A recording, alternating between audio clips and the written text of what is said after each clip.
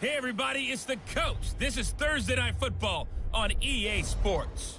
Up next, we'll see Jared Goff and the NFC champion Los Angeles Rams as they square off with Russell Wilson and the Seattle Seahawks. I'll see you again at halftime as we preview some of the action coming up on Sunday. But for now, it's Thursday Night Football. And on the call, as always, it's Brandon Godden and Charles Davis. Coach, it is a sound like no other when they raise that 12th man flag here in Seattle. We just heard it, and that means it's time for football at CenturyLink Field. These folks love their football in Seattle. This was the scene a moment ago as the home squad came out of the tunnel, and it was just absolutely deafening in this building.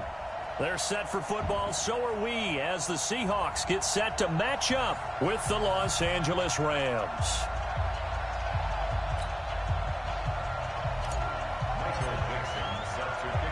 Strap in. This will be a good one. 2 one-loss teams getting together as they're underway on EA Sports. This is fielded a couple yards deep.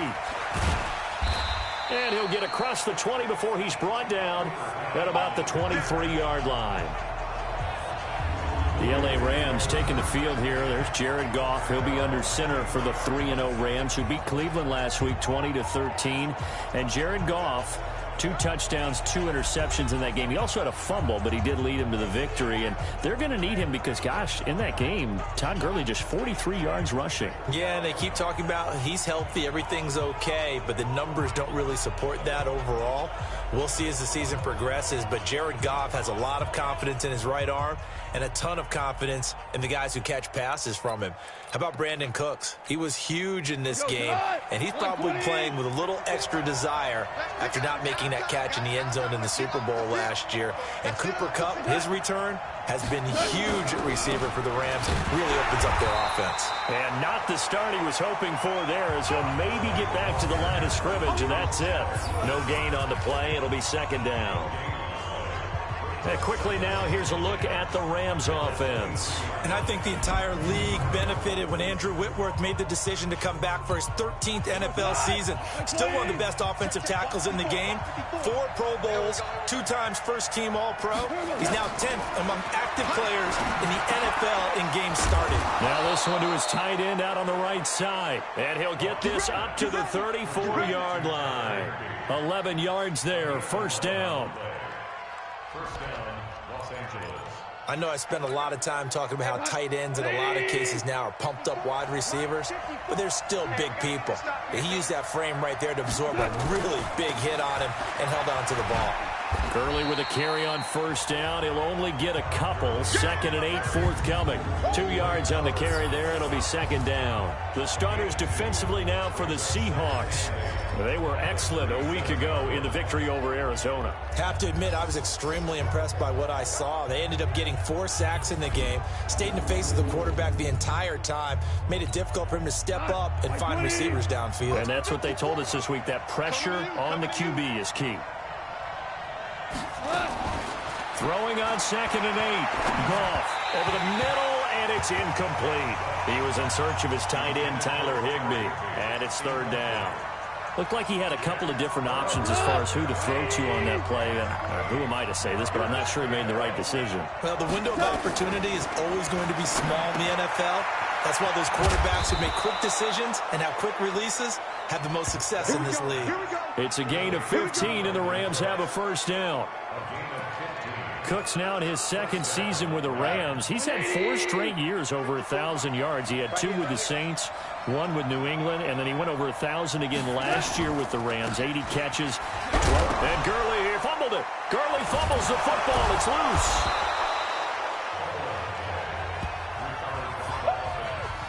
Wow, that ball gets knocked free, but a teammate comes along and scoops it up. It's almost like baseball. Guys at bat, people are on base in scoring position. One guy doesn't get him home. The next guy comes through and picks him up. And avoids the turnover. That'll be a loss of a yard, and it leads to a third down. Nice play right there to stop him behind the line, but I want to see how this defense continues to play him here in the first half. Yeah, we know. You know better than I. He has the ability to take over a game, so what do you do? Yeah, I think you have to make sure that you bottle him in at varying levels. Because if you crowd everyone to the line of scrimmage, if he breaks through, there's nothing but room to run. A good chance this is 4-down territory if they're unable to convert. Into heavy traffic, and it's intercepted. Picked off near the 34. And the return stops just a few yards shy of midfield. They'll spot the ball at the 47-yard line.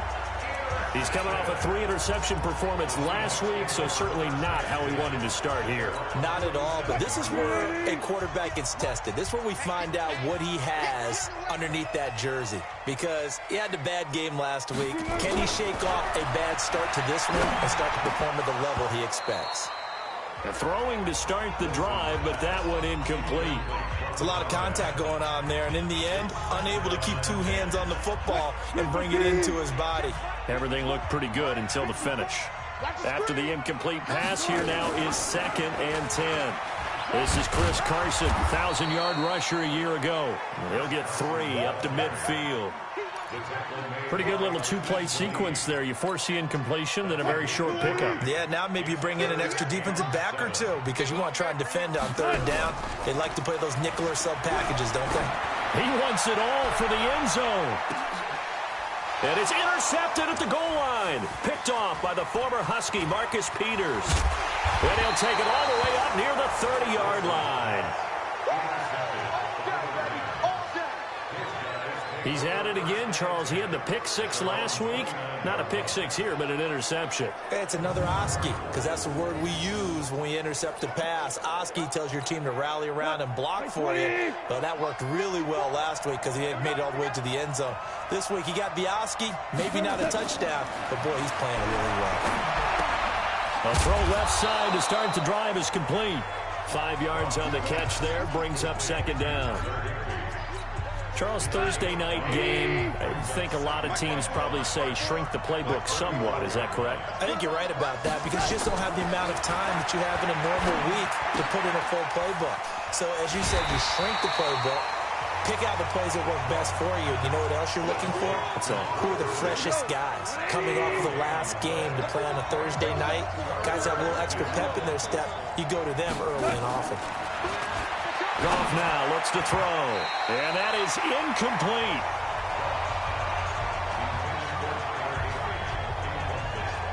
So it doesn't look like they're going to be able to build off the turnover. Well, the defense certainly did its part to get them the football, but you're exactly right. It looks like they're going to have to punt this one away, and it's not a turnover, but doesn't it feel like one after grabbing the momentum with the defensive play? Yeah, and they had all that momentum after getting the football, and now zapped right back in the other direction. And when it's said and done, it's a 58-yard punt. And it'll be Seahawk football as they take over deep in their own territory. Seattle's offense takes the field again here. I want to go back to what we were talking about earlier, their Week 3 loss, 33-27 to New Orleans. Chris Carson, he fumbled and lost a fumble in this game. That is the 3rd straight game that he's done. Into double coverage, and it's intercepted. Picked off at the 28, and they will take over at the 29-yard line.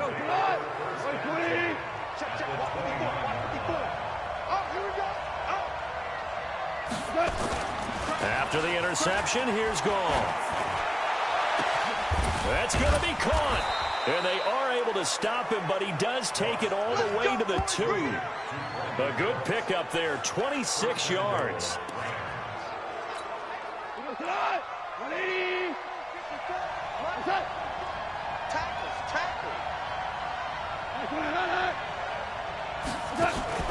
They'll try and push it in with Gurley. And he'll get nothing there. Stopped right at the line as that will wind us down to the end of this first quarter of play. 2nd and goal, and they will try again from the 2-yard line. Now Goff will hand this one to Gurley. And I think they stopped him again. They did at the 1-yard line. This Seattle defense, they haven't broken yet. Coming up here on a 3rd and goal situation. They'll try and pick up the first with Gurley. And he will fight his way into the end zone for a touchdown. Todd Gurley, his 4th touchdown on the year, as his guys are on the board first here tonight.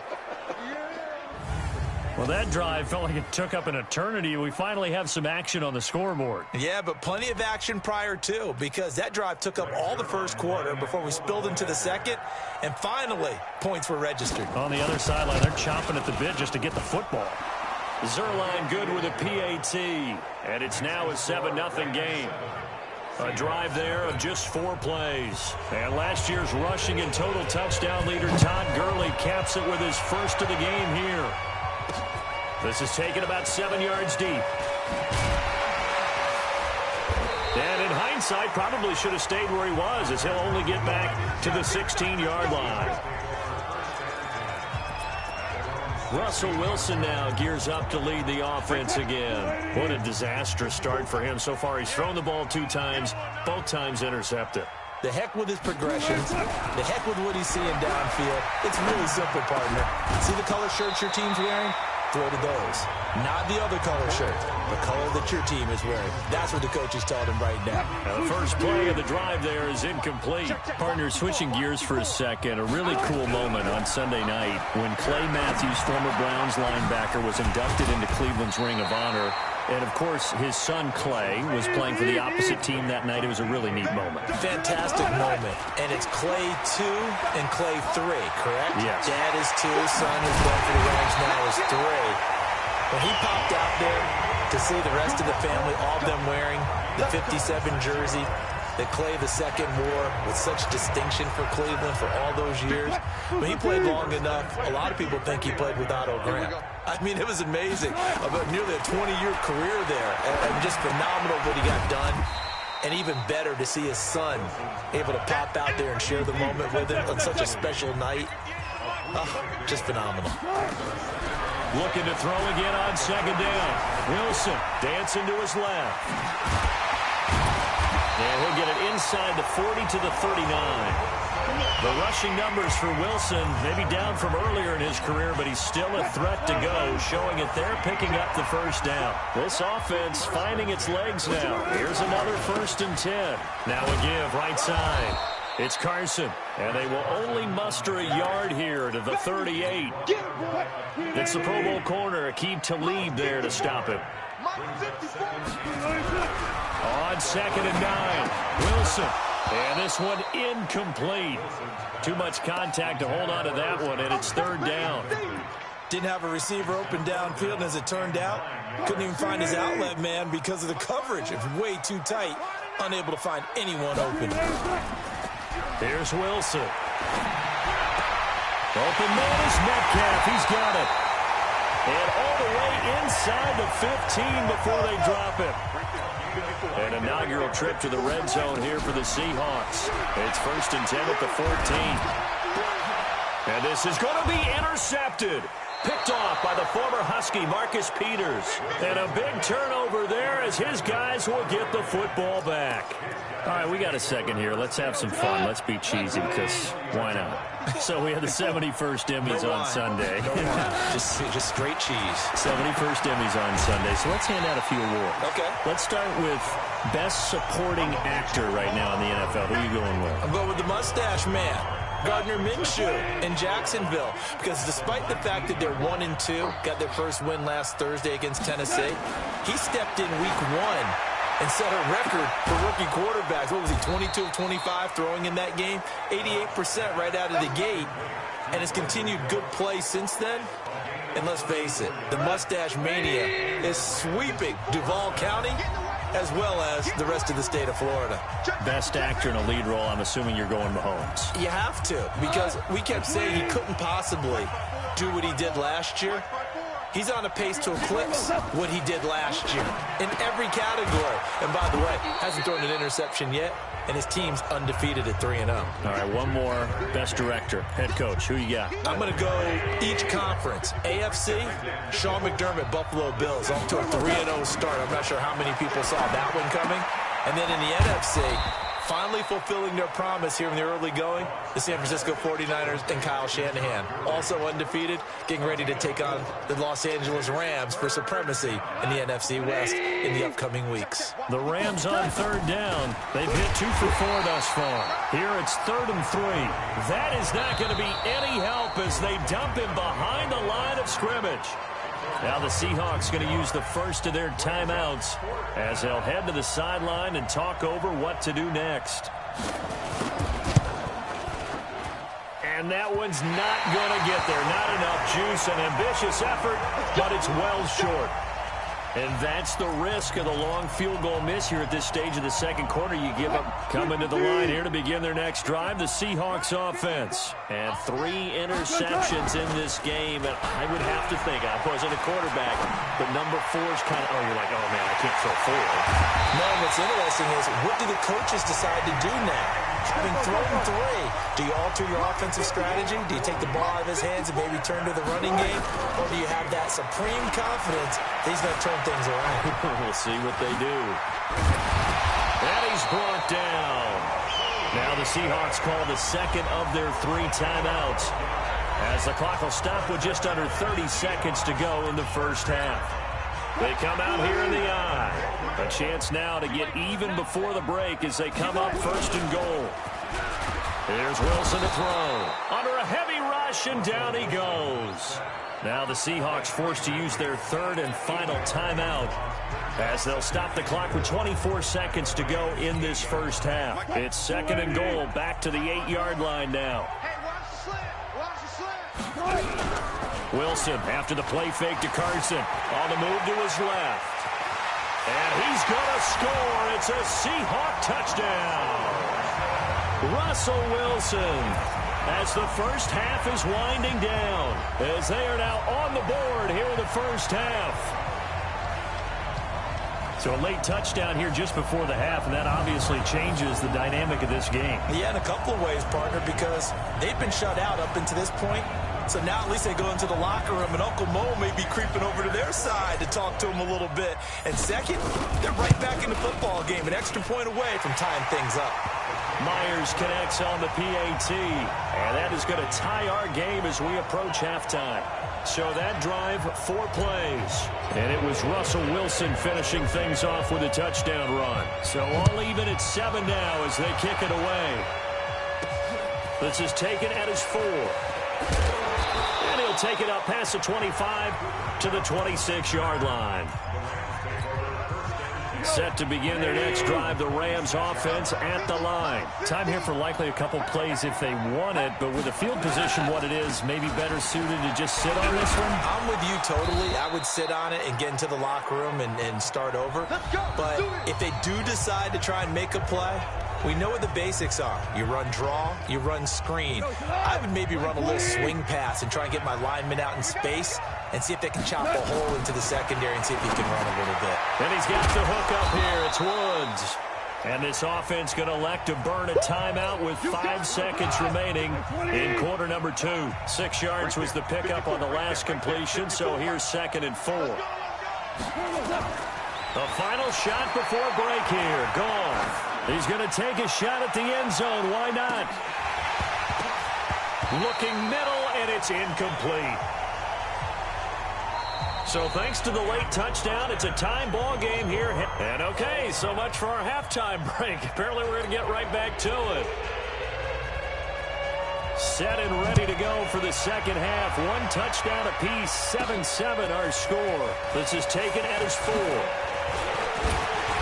Solid return, pretty good field position. They'll start at the 32-yard line. Here's Russell Wilson and the Seahawk offense now getting set to go again. And the first half was not kind to him, and he knows that. 3 interceptions, but still tied, so kind of a clean slate. I'd say it's a reprieve because ordinarily you throw 3 interceptions, your team should be behind. So he has to be thinking to himself, okay, I'm off the hook for that one. I have to play better for my team here in the second half. Throwing on first down, but this one winds up to be incomplete. Charles, with that incompletion, I want to step back for a second, just talk about the quarterbacks this year. It's an interesting stat that you and I were looking at before the game. 40 quarterbacks have been used in the first 3 weeks of the NFL season, most in the Super Bowl era. Some injuries and then just some changes at QB. Yeah, and 20 of the starting quarterbacks this past Sunday under the age of 27. But what I like about what I'm seeing, despite the injuries, retirements, guys being unable to play, I'm seeing these youngsters and backups come in and play well in a lot of cases. Gardner Minshew in Jacksonville has taken charge there. They got their first win. Kyle Allen, 4 touchdown passes for Carolina in relief of Cam Newton. They got their first win. Going into week 3, the collective quarterback rating for the season, 94.0, which was the highest at that stage of the season in a long time in the NFL. So maybe the quarterbacking straits that we talk about all the time aren't as dire as we've made them out to be. They go play action here on first down. Never make the mistake that the slot receivers. And he's going to score. It's a Seahawk touchdown. Russell Wilson, his second touchdown of the game, giving him 12 on the season. And the Seahawks have taken the lead. Defensively by now, you know his ability. You know he has it in him to take off and run. Yeah, because they knew coming into this game, but we've already seen examples in this contest that he can run the football. I think they're going to examine different ways to rush him now. Are they going to do it with different lanes? Are they going to use a spy? But they have to come up with options because right now, he's hurting them. This fielded a few yards into the end zone. And no run back here. This will be a touchback, and it comes out to the 25-yard line. Now the attention turns back to the Rams offense as they get ready for their first possession of the second half. And this game was all square at halftime, but now they find themselves down 7 following the opening drive touchdown here in the third quarter. And they need to take a good, relaxing, deep breath, don't you think? Because right now they might start to feel like they've got to play catch-up here and start matching them point for point. But it's still too early to get there. They can still run their offense. Plenty of time to get back in this game. Throwing on 2nd and 3. Goff. He's going to dump it off to Gurley. 19 yards there on the catch and run. We always talk about having to read defenses and how complicated that is. Well, this was an excellent read. Read the pressure and got rid of the football before it even got to him for a nice game. And when they're blitzing like that, running back usually a good spot to go with the football? Without a doubt, because he's right in your sight line or he's near you. So you're able to just get it to him easily. And once he gets in space, that's usually a good matchup for him. And this winds up a gain of 4 to the 41. No, that wasn't an explosive run. That wasn't one that took it all the way to the house. But, boy, for a team that's had trouble running it the entire game, that's the kind of run they need, hopefully, to get themselves kick-started. This is caught. It's Cooks. And past the 35, he'll be dropped a yard or two shy of the 30.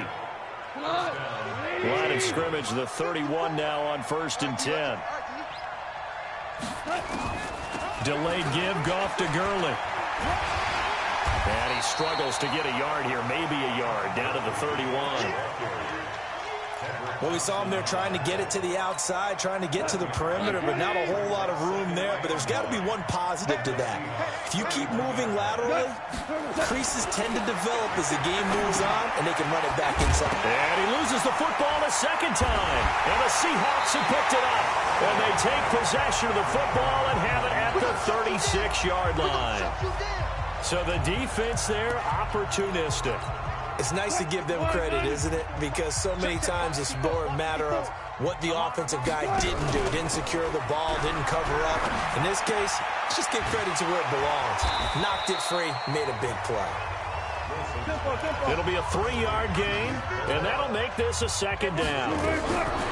Now Wilson. I wouldn't be surprised to see the next step in utilizing this position to actually utilize more of a scat back in this spot. Because we saw the catch there, right? He made it. He's a bigger, stronger guy, maybe not quite as elusive as maybe someone else you would put there. Yeah, didn't get the big yardage there you might out of a smaller back. 5 yards is the tally on 1st down. That brings up 2nd and 5. Brings up 2nd and 5 at the 25-yard line. Back now in Seattle, Washington. It's the Seahawks with the possession. They also have the lead here as we get set for the 4th and final quarter. From the 25 on 2nd down. Wilson. Oh, he got position on him, and he pulls it in. That one covers 24 yards. It's a 1st down.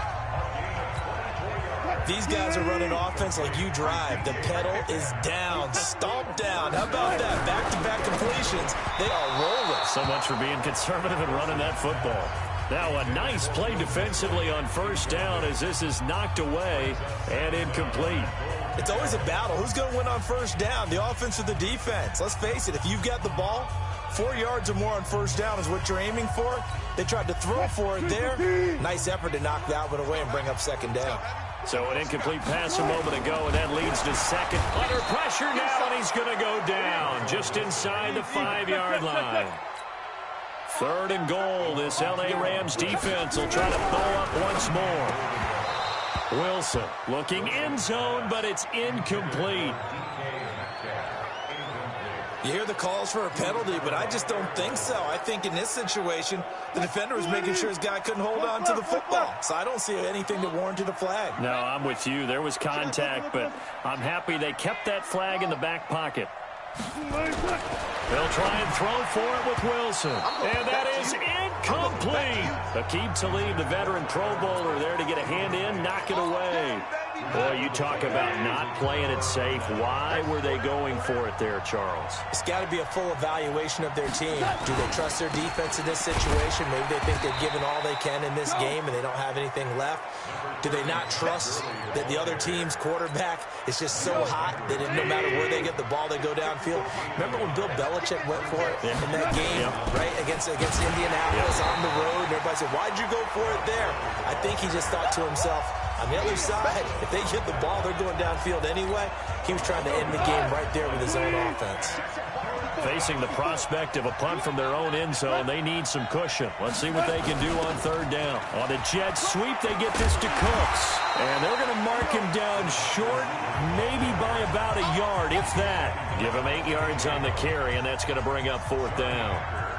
Make no mistake about it, that's a really dangerous place to run that play. But the way that they're spreading the defense horizontally, you've got to think that as the game goes on, they'll find opportunities vertically downfield as well. Oh, he slipped right by him.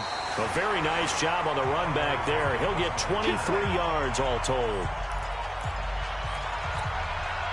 Here's the Seattle offense ready to get this drive underway. Right now clinging to a 1-score lead, Charles, and I think operating within that 4-minute offense with a little less than 4 minutes to go applies here, right? It certainly does, and that means the playbook is still wide open. But you are a little bit more careful about what you're calling. You want plays, they're going to gain yardage, how would you say it, consistently, right? You don't need the big shots downfield, but make sure the clock continues to run. Pile up the first downs, and the goal, end the game with your quarterback kneeling down at the end, and you still have the lead.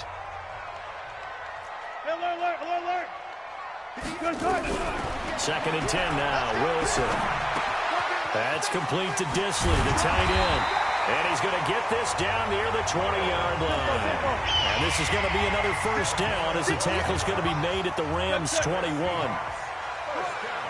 Another nice pickup through the air, and I think a lot of people might expect him to run the ball in this situation, Brandon, but with this lead, they're electing to throw the football. Swings, slants, quick outs, things that they consider safe. Give it 9 there on the first down completion. Tell you what, now look at this. They get the turnover they needed. It's intercepted. John Johnson with the INT. A critical error there in a tight game in the 4th. All you talk about is taking care of the football, and especially with a lead here in the 4th quarter, turning it over, now the door is open for the opposition. Just in general, when you're passing in the 4th quarter with a lead, no matter what point, you got to be super careful. Got to be careful, and sometimes you can be so careful that you end up running yourself into an error. Jared Goff, 4 times last year, he led the Rams on a 4th quarter comeback. He obviously didn't do it in Super Bowl 53, but can he do it here? A throw over the middle, taken in, and he's taken down, but able to slip across the 35. We've got a 1-score game with inside of 2 minutes remaining. So it's Rams football here as we get your reset. And let's see what they've come up with offensively after having time to talk it over. Back to throw. And that's complete to Cooks. And able to get this one across the 45 before he's brought down. Well, look to throw. He gets it to Cooks. Touchdown, L.A. Brandon Cooks, his 2nd touchdown on the season, as they can now tie the game with the extra point here in the final 2 minutes.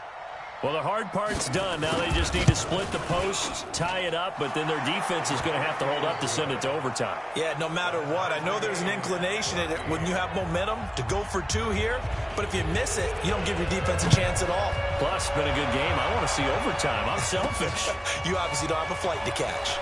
Tomorrow. Solid return, pretty good field position. They'll start at the 32-yard line.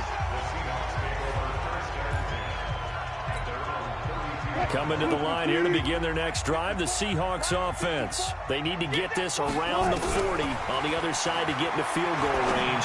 But with clock, a decent amount of time here in a tie game, what do? No panic situation at all. They've got to get a couple of chunk plays, pick up nice bits of yardage. Target the sidelines? Target the sidelines because you want to get out of bounds and make sure that clock stops. Because if the clock stays running, that makes things better. And he can't get a throw off. He's taken down. What a huge play at this point in the game. The perennial Pro Bowler Aaron Donald gets the sack. Wilson. And he will find his big tight end over the middle. And they nearly get this all the way to midfield. Mark him down at the 49. A pickup of 27. And they pick up the first down in the process. It's caught, Lockett. And he gets this inside the 35-yard line. That'll pick up the first down for Seattle on a gain of 18. On first down, Carson. And he's tackled a yard short of the marker. Good gain of 9 on first down. And they're going to get the timeout called. What a finish. We're down to 4 seconds to go in this football game. So now this one will rest on the right foot of Jason Myers. And now with 4 seconds left, we get a timeout call. So now this one will rest on the right foot of Jason Myers. His first attempt of the night here, and it's a big one. It's for the win. And this one is right through. And it's celebration time on that sideline as they have taken the lead in the final seconds. The home crowd here absolutely loves it, as they should, getting the field goal in the closing moments and likely going to get out of here with a W. A W, celebrations all around. How about how everyone's going to leave the stadium, right? And you know something? He probably makes more money than most of the 60,000 people here, but they're all willing to buy him dinner tonight, aren't they? Oh, they don't care. He's a man of the people right now. Well, going into the final play of this game, they knew that they needed some type of a miracle there at the very end, but they couldn't get it done. However, we were treated to really a spectacular affair. Even though they didn't finish it off, you're exactly right. They took us down to the last play. You're wondering, could it happen? Possibly, even though we both knew it was a long shot. So for the Seahawks, they boost their record up to a strong 4-1. And they'll get a few extra days to savor this one before they take on the Cleveland Browns. Meanwhile, for Los Angeles, the loss will move them back to 3-2 on the year. And they'll get a chance to redeem themselves at home next week. That'll do it for us. I'm Brandon Gaudin alongside Charles Davis. Thanks to our entire crew as well. We'll talk to you next time. So long, everybody.